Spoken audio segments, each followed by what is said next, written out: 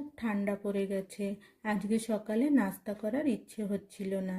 একটু গরম গরম ভাত আর সাদা সবজি করে খাওয়ার ইচ্ছে হচ্ছিল। আমি আর আমার যা কখনো কখনো সকালে এরকম গরম ভাত সবজি খেতে বেশ পছন্দ করি। কিন্তু আমার বর, দেওর আর আমাদের ঘরের বাচ্চারা ওরা কখনো সকালে এরকম ভাত খাবে না। ওদের অভ্যাসই নেই, ওদের নাস্তা করারই অভ্যাস। তো ওদের তো নাস্তাটা হয়ে গেছিল, তো আমি একটু সাদা সবজি আর ভাত করে নিলাম। বাজার থেকে কুমড়াটা এনেছিল, দেখলে কালারটা বেশ সুন্দর। তো ভাবলাম কুমড়াটারই সবজি করে নিই।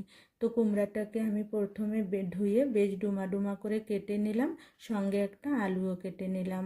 ডালটাকে ভিজিয়ে রেখেছিলাম 2 ঘন্টা আগে। ডালটার একটা পেস্ট বানিয়ে নেব।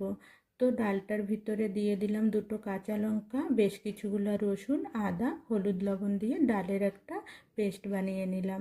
বড়াগুলোকে বানিয়ে নিলাম। তেলটা গরম হয়ে গেছে, দিয়ে দিলাম একটু কালো জিরা ফোড়ন।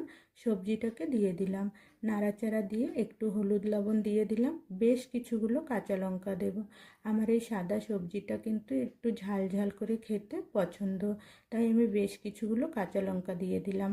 একটু নাড়াচাড়া দিয়ে গরম জলটা অ্যাড করে দিলাম। ঢাকনা ঢেকে দেবো 10 মিনিটের জন্য। দিয়ে দেবো উপর থেকে বড়াটা বানিয়ে রেখেছিলাম, বড়াটাকে অ্যাড করে দেব। উপর থেকে একটু চিনি দিয়ে দেব আর ধনেপাতা দিয়ে সবজিটাকে সার্ভ করে নেব। বাইরে ঠান্ডা ঠান্ডা হাওয়া আর গরম গরম ভাত খেতে বেশ জমে গেছিল সত্যি। তোমরা কি কখনো এরকম গরম গরম ভাত সবজি করে সকালে খাও? কমেন্ট করে। তো কেমন লাগলো ভিডিওটা জানিও। দেখা হবে তোমাদের সঙ্গে আবার একটা নতুন ভিডিওতে। ভালো থাকবেন, সুস্থ থাকবেন। Tata, bye bye.